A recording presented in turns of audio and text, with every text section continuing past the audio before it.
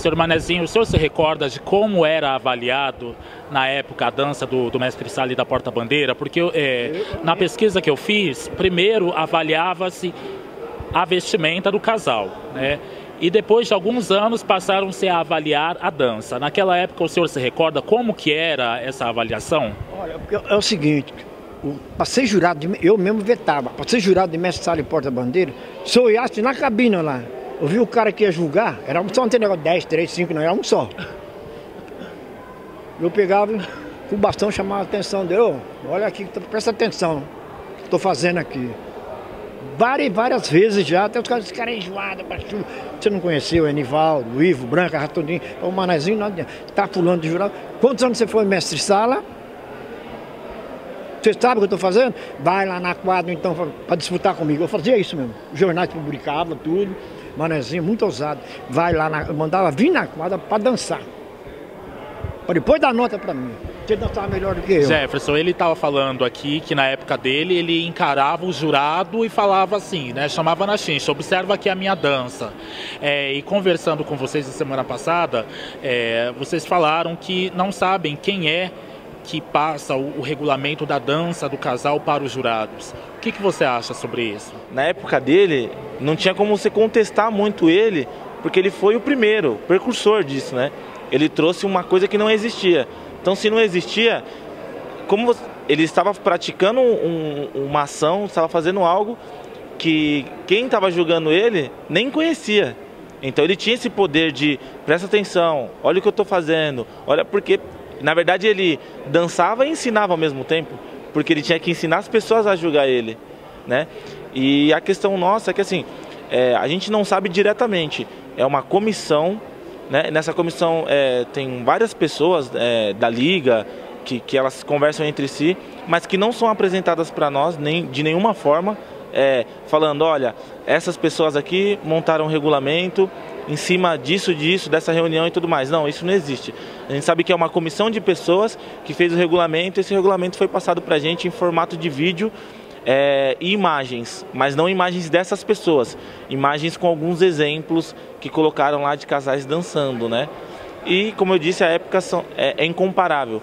O carnaval era julgado por alegria, por leveza, por irreverência antigamente. Elegância, né? Então, assim, a fantasia deles era julgada por beleza, né? Hoje não existe, é proibido, não existe no nosso quesito beleza, não pode ser julgada essa parte da nossa fantasia, só a funcionalidade dela, né? Então o inverso, mudou, então são épocas incomparáveis. Um 10 que tirou por elegância, a gente não tira hoje porque não tem esse quesito, né? Na questão da fantasia, né? Na postura do casal sim, mas na questão da fantasia não. E depois que entrou a parte técnica, né? Antigamente era só a fantasia, era julgado pelo casal mais bonito que se apresentava. O que pontos, que marcava ponto, o camisa verde vinha 3. 3 o quê? 3 casais, né? Como eu falei. Um de cada cor. Eu vinha como apresentador, então esse é oficial. Vinha como apresentador, o delegado como oficial, daí falando delegado da Mangueira, meu professor, o delegado, e o Serginho como o do enredo. Cada um vinha com uma cor da escola. Era assim. E uma observação aqui em off, o senhor Manezinho falou que naquela época a vestimenta do Mestre Sala era um sapato Luiz XV e aquelas perucas da época da colonização. E aí eu fiz uma pergunta para ele se era o peruchinho, se era uma imagem. Aí ele falou, a referência é o peruchinho. A bateria vinha tudo com aquela roupa, vinha fantasiada assim, o peruche. Aquela roupa lá. Vinha, a bateria vinha também. Peruchinho, que é o símbolo da escola. Não sei se tem aqui no pavilhão. Ah, tem pequeno aqui. Mas é o símbolo da escola. Virou o símbolo da escola, né? Eu queria saber, senhor Manezinho, para finalizar, depois que o senhor implementou a figura do Mestre Sala em São Paulo, aí as outras escolas foram implementando também. O senhor se recorda disso? Trazendo gente do Rio, muito bem observado, importando. Então já não é de hoje que importam artistas do Rio de Janeiro para cá. O senhor se lembra as escolas que começaram a copiar essa implementação? Porque a primeira foi a Unidos do Peruche. O maior adversário nosso era o Neném, trouxe o Paulistinha até. O Paulistinha, foi o Paulistinha. Foi o segundo mestre-sala de São Paulo. E coitado, ele morreu num negócio meio assim. O Camisa fez até uma homenagem para ele, que eu estava lá. Fizemos uma homenagem muito grande para ele, coitado. Paulistinha. Paulistinha. O Neném que trouxe, quem mais a outra que trouxe? Não. Vai era cordão, não tinha. O Camisa era cordão, não tinha. Outro cordão, depois passaram para a escola de samba. Não tinha. Foi o Neném mesmo. Paulistinha tem uma outra aí. Tatuapé também não tinha, não. Vila Maria também não tinha, eu que ensinei o primeiro lá. Enfim, aí com o passar dos anos foram implementando, foram incluindo essa figura e hoje é obrigatória, né, em todas as escolas de samba, até porque é um quesito obrigatório e avaliatório também. Dando roupa e vestindo, hein? Na época não tinha isso não, por sua conta. O senhor Manezinho, só uma observação, ele faz parte da Embaixada do Samba Paulistano. Sou embaixador. O que o senhor tem a falar sobre isso, senhor Manezinho? Que são figuras icônicas do Carnaval de São Paulo, como o senhor Manezinho, seu Carlão e tantos outros que eu não me recordo agora. A Embaixada do Samba são aqueles sambistas que fizeram muito pelo samba, disputou muita coisa, fez mesmo pelo samba de São Paulo. E desde 2002 que eu sou embaixador. Quantos anos faz? De 2002 para cá, 15 anos. Faz 15 anos que eu sou embaixador. Jefferson, fala rapidinho sobre a resenha de Mestre Salas pra gente.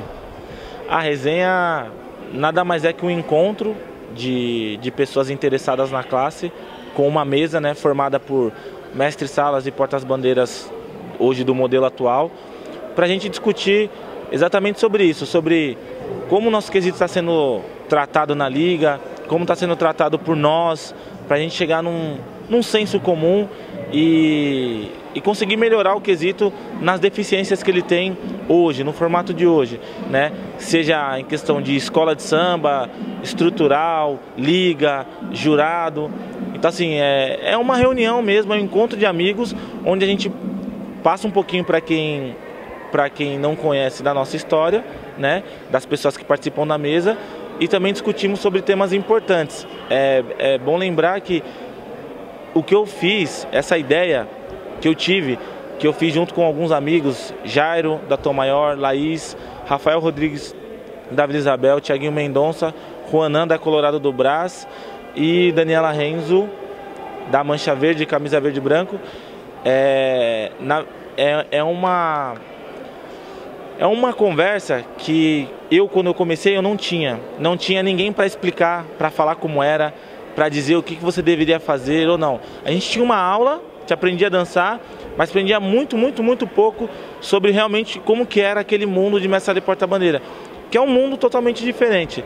Então a gente fala, na verdade, para eles a realidade, como que é mesmo, como que se começa, e é o sapato, é o terno que não tem, a roupa que não tem, como que a gente passou por tudo isso para chegar hoje eu ser o primeiro mestre do Peruche, e eles que estão na mesa serem os casais oficiais das escolas que são, o que eles passaram. Então, na verdade, é uma troca de experiências e exemplos, né?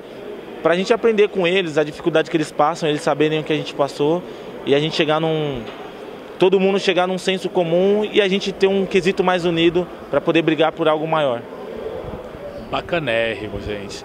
Quero agradecer mais uma vez essa oportunidade, a presença do senhor Manezinho aqui com a gente, tá? Essa honra, porque é uma honra, porque a gente tem que homenagear em vida, não é depois que morre não, tá? Porque depois que morre não adianta, a pessoa não tá aqui para receber as honras, tá? Então para mim é uma honra imensa, eu tô muito emocionado de conversar com o senhor aqui, tá? Muito obrigado. Falado comigo ontem lá. Sim. E muito obrigado, Jefferson. É um encontro de gerações, né? Porque a gente, perto dele, a gente está começando agora.